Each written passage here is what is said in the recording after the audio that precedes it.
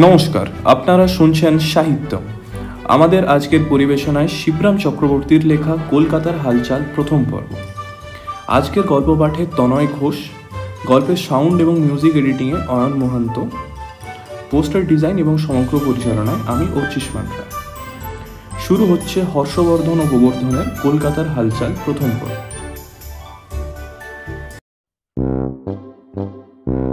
হর্ষবর্ধন আর গোবর্ধন দুই ভাই, কাঠের কারবারে বড় মানুষ। কর্মসূত্রে আসামের জঙ্গলেই চিরটাকাল কাটিয়ে এসেছেন। এবার ওদের শখ হলো কলকাতা শহরটা দেখবার। টাকা তো কামানো কম হয়নি, এবার কিছু কমানো দরকার। তাছাড়া তাঁরা কিছু ফেরারি আসামি নন যে সারা জন্মটা আসামেই কাটাতে হবে। কলকাতা শহরটা চোখে না দেখলেও কানে যে শোনেননি তা নয়, অনেক কিছুই শুনেছেন অনেক দিন থেকে এবং অনেক দিক থেকে। মোটর গাড়ির কথা শুনেছেন, বড় বড় বাড়ির কথা শুনেছেন, বায়োস্কোপের কথা শুনেছেন, এমনকি ছবিতে আজকাল কথা কইছে এমন কথাও ওদের কানে এসেছে। কিন্তু সবচেয়ে দুঃখের কথা এই যে কলকাতার লোকেরা নাকি তেমনি মিশুক নয়। পাশের বাড়ির খবর রাখে না, পাড়ার লোককে চিনতে পারে না, রাস্তায় বেরোলে মানুষ আর মানুষ। কিন্তু আশ্চর্য এই, কেউ কারোর সঙ্গে কথা কয় না, উপরন্তু গায়ে পড়ে ভাব জমাতে গেলে বিরক্ত হয়। এমনকি অচেনা কেউ যদি তোমার গায়ে এসে পড়ে, বড় মুহূর্তেই দেখবে তোমার পকেট বেশ হালকা হয়ে গেছে। আলাপ না করলেও বিলাপ কোনো দিবেই রক্ষা নেই। বাস্তবিক তাদের কলকাতা ব্র্যান্ডের কর্মচারী দীর্ঘ ছন্দে চিঠি লিখে শহরের যে হালচাল জানিয়েছে, তাতে ভয়ের কথাই বই কি। সবচেয়ে ভাবনার কথা, ভাব না করার কথায় তারা দুই ভাই ভাব করতে ওস্তাদ। চেনা অচেনা অর্ধচেনার সঙ্গে আড্ডা জমাতে তাদের জোড়া নেই। সকালে বিকালে দুপুরে এবং অনেক সময় গভীর রাত্রে অনগল কথা না বললে তাদের ভাত হজম হয় না। গল্প করতে তাদের এমন ভালো লাগে, সেজন্য কাজ পণ্ড করতেও তাদের দ্বিধা নেই। কথা বলবার জন্য আহার নিদ্রা ভুলতে প্রস্তুত, অপরকে নেমন্তন্ন করে খাওয়াতে প্রস্তুত, এমনকি তার সঙ্গে ঝগড়া করতে পর্যন্ত পরোয়া নেই কো। কিন্তু কলকাতার লোকেরা মিশুক নয়, এ খবরে তারা ভারী দমে গেছেন। কিন্তু দুই ভাই মরিয়া হয়ে উঠেছেন শহরটা একবার ঘুরে আসবেনি, যা থাকে কপালে। যদি কলকাতাই না দেখলাম তবে ভবে এসে করলাম কি? কেবল কাঠ কাঠ আর কাঠ। কাঠ কি সঙ্গে যাবে? না দাদা, কাঠ সঙ্গে ঠিক না গেলেও অন্তিমে কাজে লাগে। বড় ভাই প্রবলভাবে ঘাড় নেড়েছেন। আমি না হয় কবরেই যাব, তবু কলকাতাকে একবার দেখে নেব, না দেখে ছাড়ছি না। এরপর আর কথা চলে না, কিংবা কথা চললেও কথা বাড়ানোর চেয়ে কলকাতা বেড়ানোর ইচ্ছা ছোট ভাইয়ের মনে তীব্রতর ছিল বলে এক্ষেত্রে সে চেপে যায়। অতএব একদা অতি প্রত্যুষে গৌহাটির বিখ্যাত বর্ধন অ্যান্ড বর্ধন কোম্পানির দুইয়ে বড় কর্তাকে শিয়ালদা স্টেশনে এসে অবতীর্ণ হতে দেখা গেল। গোটা প্ল্যাটফর্মটা এধার থেকে ওধার দুবার টহল দিলেন, কিন্তু না, কর্মচারীটার দেখা নেই। কাল দুটো জরুরি তার করে জানানো হয়েছে তাঁরা যাচ্ছেন, তবু হতবাগা। এমন তো হতে পারে সারা রাত জেগে বেচারাকে হিসাব মেলাতে হয়েছে, ভোরবেলার দিকটায় তাই একটু ঘুমিয়ে পড়েছে।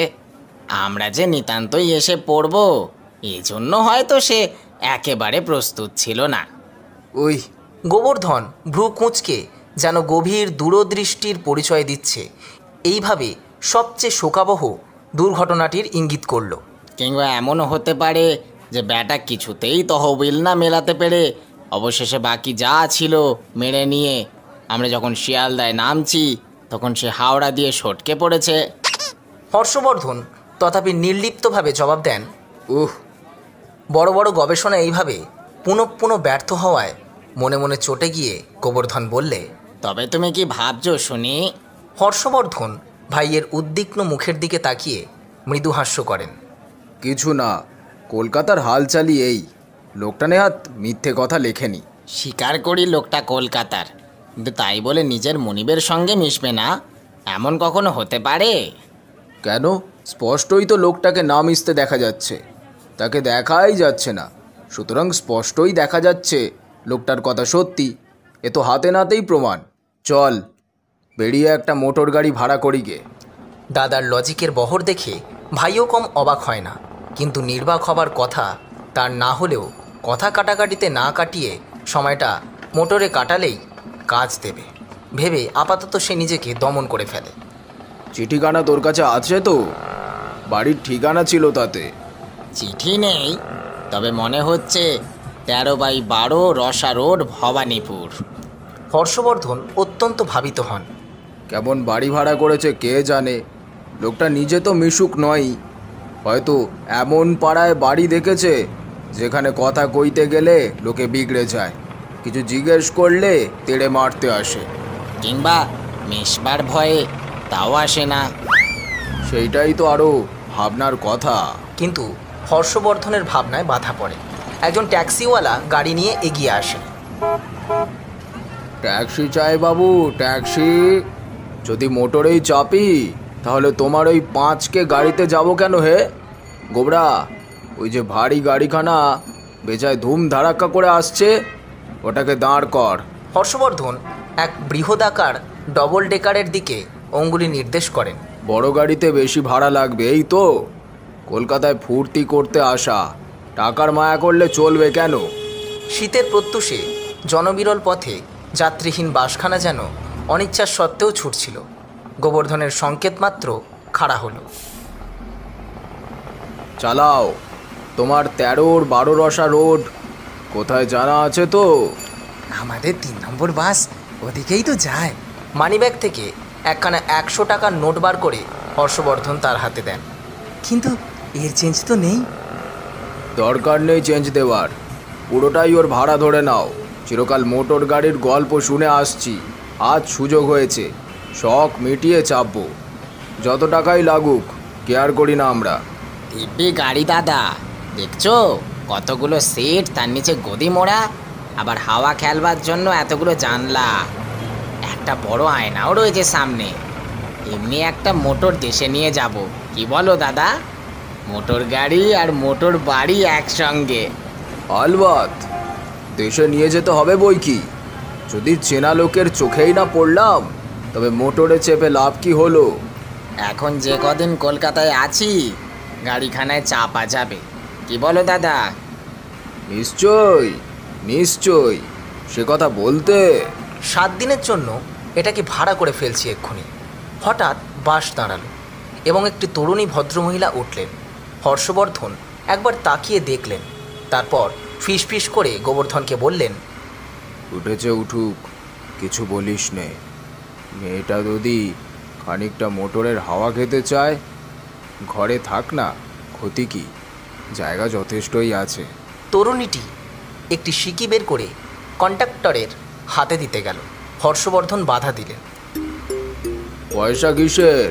আপনার সিকি আপনি নিজের কাছে রেখে দিন, ওটি আমরা হতে দিচ্ছি না। আপনি আমাদের গাড়িতে উঠেছেন, আমাদের সৌভাগ্য, সেজন্য কোনো পয়সা নিতে আমার অক্ষম। বলে হর্ষবর্ধন গম্ভীরভাবে গোঁফে একবার চারণ দিয়ে নিলেন।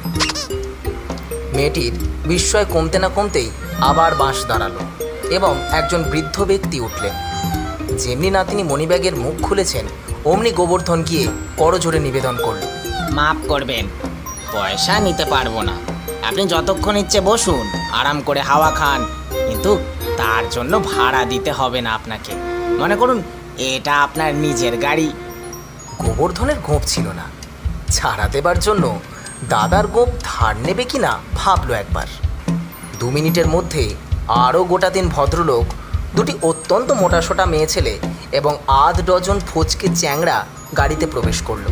এবার হর্ষবর্ধনের কপালে রেখা দেখা দিল এবং গোবর্ধনের ভ্রু কুঞ্চিত হলো। বড় ভাইকে চাপা গলায় প্রশ্ন করল, কে বলছিল গো কলকাতার লোকরা মিশুক নয়? কিছুক্ষণেই বাস বোঝাই হয়ে গেল। হর্ষবর্ধন প্রত্যেক অভ্যগতকেই সাদরে অভ্যর্থনা করছিলেন এবং তাদের ভাড়া দিতে নিরস্ত করতেও তার কম বেগ পেতে হচ্ছিল না। কলকাতার লোকগুলো ভারী খরচে কিন্তু দাদা। চলে আসুন, জায়গা যথেষ্টই রয়েছে, আরামে হাওয়া খান, একটি পয়সাও দিতে হবে না। আমাদের সৌভাগ্য যে আপনারা অনুগ্রহ করে আমাদের গাড়িতে আসছেন। হর্ষবর্ধন থামবার ফুরসত পান না, আরও প্যাসেঞ্জার উঠতে লাগলো। বাসের দুধারের সিট ভর্তি হয়ে গেল, এমনকি মাঝামাঝি দুথাক লোক গাদাগাদি দাঁড়িয়ে গেল। দরজা ফুটবোর্ড পর্যন্ত ভর্তি হবার দাখিল। অবশেষে একজন চীনা ম্যান ভিড় ঠেলে ঢুকে পড়তে গোবর্ধন সবিস্ময়ে চেঁচিয়ে উঠছে, দাদা দাদা, দেখো দেখো, এক চীনা ম্যান। দাদা অদৃষ্টপূর্ব এবং ইতিহাস বিস্মৃত হয়ে যান সাংফা হিয়েনের বংশধরটিকে পুঙ্খানুপুঙ্খ পর্যবেক্ষণ করে গুরু গম্ভীরভাবে মাথা নাড়লেন। হ্যাঁ, ওদের দাড়ি হয় না বটে। হ্যাঁ দাদা, কামাবার হাঙ্গামা নেই, ওরাই এ জগতে সুখী। এমন সময় কন্ডাক্টর জানালো যে রসা রোড এসে পড়েছে। দুই ভাই ব্যস্ত হয়ে ঠেলে ঠুলে কোনো রকমে নেমে পড়লেন। নাম্বার আগে ঘোষণা করলেন, ওহে, যতক্ষণ এরা চাপতে চান চাপুন, যেখানে এরা যেতে চান নিয়ে যাও এদের। আরও যা টাকা লাগে আমাদের ঠিকানায় এসে নিয়ে যেও। 13-12 রসা রোড, বুঝলে? আর আপনারা বন্ধুগণ, বিদায়। আরামে ঘুরুন সারাদিন, যত খুশি, যতক্ষণ খুশি। কারুর একটি পাই পয়সা লাগবে না। বাস থেকে নেমেই গোবর্ধন প্রশ্ন করল, কলকাতার হালচাল কিরকম বুঝলে দাদা? হ্যাঁ, কে বলে কলকাতার লোকেরা মিশুক নয়? একেবারে মিথ্যে কথা, বাজে কথা, ভুয়ো কথা। মেশামেশি ধাক্কায় আমার দম আটকে যাওয়ার জোগাড় হয়েছিল শেষকালে একটা চিহ্নম্যান পর্যন্ত। আর কিছুক্ষণ থাকলে হয়তো সাহেব শুভরাও এসে উঠত, এমনকি মেমরাও। বাপরে বাপ, এরকম গায়ে পড়া মিশুক লোক আমি দুনিয়ায় দেখিনি। কিন্তু একটা সর্বনাশ হয়েছে। কে কে পকেট মেরেছে নাকি? উফ, আমাদের ঠিকানাটা দিয়ে ফেলেছি ওদের, ভারী মুশকিল করেছি। খপ করে বাড়িতে ঢুকেই খিল এঁটে দিতে হবে। আর যদি সম্ভব হয় বাড়ির চারধারে কাঁটা তালে বেড়া দিয়ে দেওয়া ভালো, তাতে অনেকটা নিরাপদ। কলকাতার লোক যেরকম মিশুক দেখছি, বাড়ি চড়াও হয়ে আমাদের সঙ্গে খেতে শুতে নাচে বসে, কি জানি। চওড়া ফুটপাতে উঠেই হর্ষবর্ধন প্রশ্ন করেন, কাকে জিজ্ঞাসা করি? এইমাত্র তিনি গোবর্ধনকে যে দারুণ দুর্ভাবনা ব্যক্ত করেছেন, তার চেয়েও গুরুতর ভাবনা তার কাঁধে ভর করে কলকাতার মতো শহরে এত ঘরবাড়ির মধ্যে নিজের থাকতব্য জায়গার খোঁজ করা কি কষ্টসাধ্য, কি ভীষণ ঝকমারি। এই সমস্ত নিদারুণ মিশক লোকেদের মাঝখানে শেষে কি ফুটপাতেই দিনরাত কাটাতে হবে? গোবর্ধন জিজ্ঞাসু নেত্রে তাকায়। বাড়ির ঠিকানা বাগাবার কি হবে রে? কেন, বাড়ির ঠিকানা তো পাওয়াই গেছে, এখন ঠিকানার বাড়ি বল। ওই একই কথা হলো, কিন্তু জিজ্ঞাসা করি কাকে? নিরাপদ তো নয় জিজ্ঞাসা করা। যদি এখন খুড়ো, জ্যাঠা, মাসি, পিসি, মামা, মাস শাশুড়ি সব নিয়ে এসে হাজির হয় আমাদের বাড়ি, যেরকম সব মিশুক দাদা। হ্যাঁ, বাড়িতে ভারী গোলমাল হবে তাহলে। নিজেরা সমস্ত ভাড়াটা গুনে শেষে চৌকির তলাতেও সবার ঠাঁই পাবো কিনা সন্দেহ।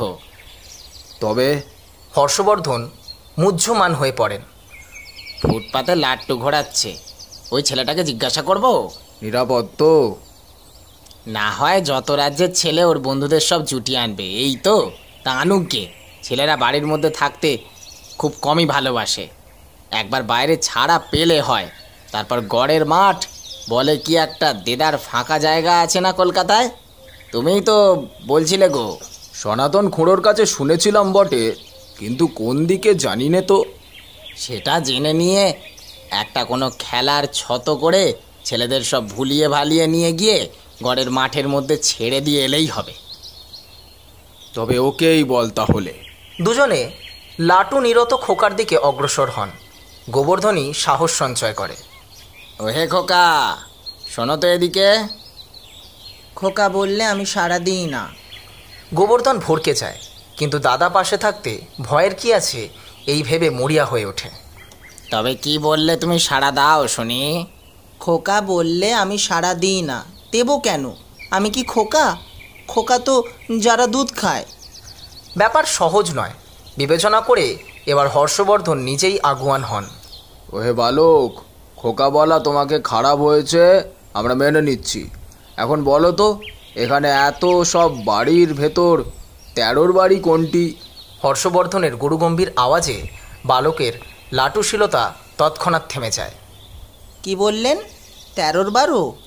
হ্যাঁ, 13-12 কিংবা 13-এর দ্বাদশ, যেটা তোমার বুঝবার পক্ষে সুবিধে। কি করে জানলেন? আমি তো, আমারই বয়স 13, স্কুলে 12 লিখিয়েছে। এমন সময় পাশ দিয়ে একটা পরিচিত সাইকেল যেতে দেখে ছেলেটি হর্ষবর্ধনের প্রত্যুত্তরের প্রতীক্ষা না করেই মুহূর্তে তার পেছনের ক্যারিয়ারে চেপে বসে এবং পর মুহূর্তে বালক ও সাইকেল চালক দুজনের টিকি এত দূর দেখা যায় যে উচ্চৈস্বরেই জবাব দেবার কোনো সঙ্গত কারণ হর্ষবর্ধন খুঁজে পান না। গোবরা, বুঝলি কিছু? ও, তোর ঘটে বুদ্ধি শুদ্ধি কিছু নেই দেখছি। বুঝবো না কেন? অনেক আগেই বুঝেছি। বুঝবার এতে এমন কি আছে? কলকাতার সাইকেলের পেছনগুলো সব ছেলেদের জন্য রিজার্ভ করা, এই তো। তা হতে পারে, কিন্তু ছেলেটারও নম্বর 13-12, তা কিছু বুঝেছিস? যেমন ঘর বাড়ির তেমনি কলকাতার প্রত্যেক ছেলেরই একটা করে নম্বর আছে, মার্কা মারা ছেলে সব। বলে হর্ষবর্ধন গোঁফে চাড়া দেন। অন্যান্য পায় গোবর্ধন দাদার সঙ্গে সমান পাল্লা দেবার প্রয়াসে একবার দাড়ি চুলকে নেয়। থাকবেই তো নম্বর, কেন কলকাতার ছেলের কি কিছু কমতি? এই যত লোক দেখছো তাদের প্রত্যেকের গড়পড়তা 4-5টা করে ছেলে, আবার কারো কারো 14-15টাও আছে। এত লাখ লাখ ছেলের মধ্যে পাছে হারিয়ে যায় কি গুলিয়ে যায়, বাপ মারা খুঁজে না পায়, সেই জন্যই এই নম্বর দেওয়া। আমার আগেই বুঝেছিস বটে? তাহলে তুই আমার আগেই জন্মেছিস, তাই বল? আরে মুখ্য, আগে না জন্মালে কখনো আগে বোঝা যায়? তাহলে আমার এই গোঁফ, তোর কোনো গোঁফ নেই কেন? এমন জাজ্জল্যমান উদাহরণের বিপক্ষে গোবর্ধনের বাঘ বিতণ্ডা অগ্রসর হওয়ার পথ পায় না। বড় শক্ত জায়গায় এসে পড়েছিস গোবরা। বুদ্ধি একদম না খেলাতে পারলে কোন দিন তুই মারা পড়বি এখানে। চাই কি তোকেও নম্বর দেখে দিতে পারে। এখনও তুই ছেলে মানুষ তো, কিন্তু আমার আর সে ভয় নেই। হর্ষবর্ধন পুনরায় গোঁফে হস্তক্ষেপ করেন। ম্যানেজারের চিঠিটার মানে বুঝেছো? বালক লিখতে লোক লিখে ফেলেছে। কলকাতার বালকরাই মিশুক নয়, দেখলেই তো। সাইকেলে চেপে শটান চোখের ওপর শটকান দিল। তোরও যেমন বুদ্ধি তারও তেমনি। আমরা কি এত পয়সা খরচ করে বালকদের সঙ্গে মিশবার জন্যই কলকাতায় এসেছি নাকি? এরকম ভয় দেখাবার মানে? বেটাকে দেখতে পেলেই ডিসমিস করব।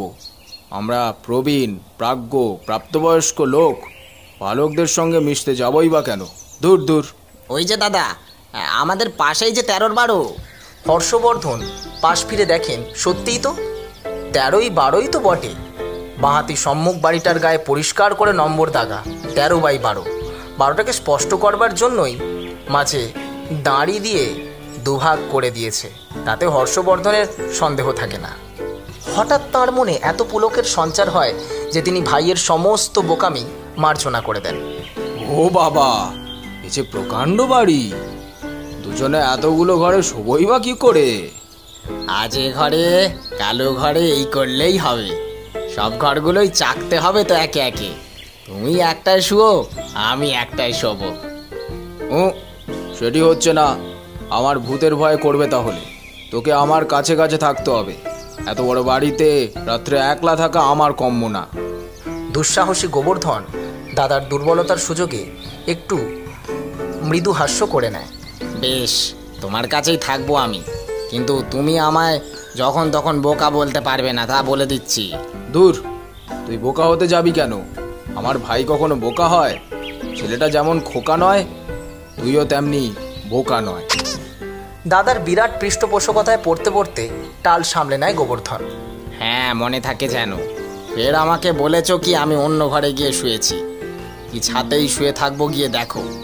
বিদেশ বিভুঁইয়ে এসে অমন করিস নে গোবরা। ভূতের তারায় কোন দিন হয়তো জানলা টপকে রাস্তাতেই লাফিয়ে পড়তে হবে আমায়। বিদেশে এসে বেঘরে প্রাণটা যাবে তাহলে। আচ্ছা, এই কথা রইল, তুই যদি 1 গুণ বোকা হোস, আমি 100 গুণ বোকা। তাহলে হবে তো? না, তুমি তাহলে 1000 গুণ। বেশ তাই। আমি হলে তবে তো তুমি হবে। আমি 1 গুণও না, তুমি 1000 গুণও না। অতঃপর দুই ভাই দরজার সম্মুখে সমাগত হন। দরজায় প্রকাণ্ড ভারী তালা লাগানো। হর্ষবর্ধন ভারী মুষড়ে পড়েন। ভেঙে ফেলবো? কি বলো দাদা? যখন ভাড়া দেব তখন তো আমাদেরই বাড়ি এখন। ভেঙে ফেলবি?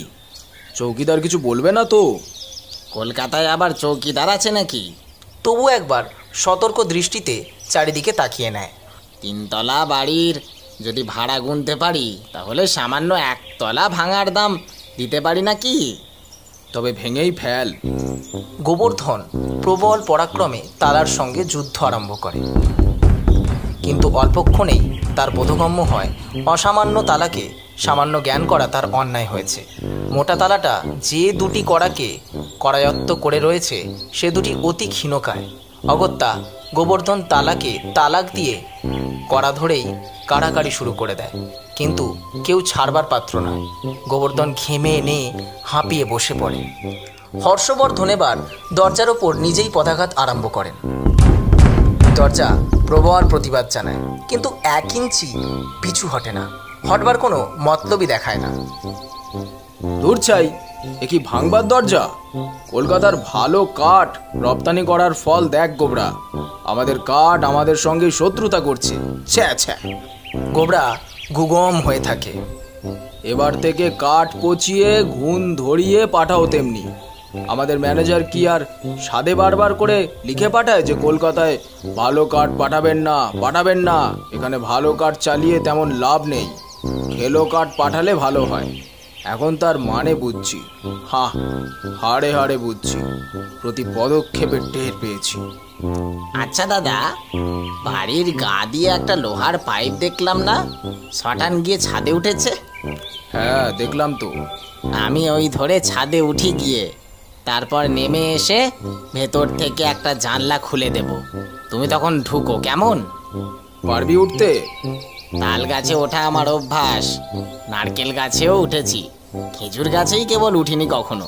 খেজুর কাউকে গায়ে পড়তে দেয় না তো, গায়ে যা কাঁটা। তখন দুই ভাই বাড়ির পাশে এসে দাঁড়ান। হর্ষবর্ধন পাইপের গতিবিধি পুঙ্খানুপুঙ্খ পর্যবেক্ষণ করেন। হ্যাঁ, ছাদ পর্যন্তই গেছে বটে, কিন্তু পাইপে ওঠা কি সোজা রে? পারবি তো? ওঠার চেয়ে নামাই সুবিধে বোধ হয়, সরসরিয়ে নেমে পড়লেই হলো। তা বটে, কিন্তু না উঠলে নামবি কি করে? তাই করি, কি বলো দাদা? বার কতক উঠি আর নামি, কেমন? বেশ মজা হবে। হ্যাঁ, খুব ভালো এক্সারসাইজ, ওতে তোর সাইজও বাড়বে, ডবল হয়ে যাবি। কাল থেকে ওটা করিস। আজ একবার উঠেই চট করে জানলাটা খুলে দে বরং। কেবল রেলে চেপে চেপে তখন থেকে গা ঝিমঝিম করছে, ভেতরে গিয়ে একটু গড়িয়ে নেওয়া যাক ততক্ষণ। কিন্তু দেখিস সাবধান, পা ফসকে পড়ে যাস না যেন। গোবর্ধন পাইপস্থ হয়। যুগপৎ তার হস্তক্ষেপ আর পদক্ষেপ চলতে থাকে। হর্ষবর্ধন হাঁ করে তাকিয়ে দেখেন। ছোঁড়াটা আবার গড়িয়ে পড়ে গড়বড়িয়ে না যায়।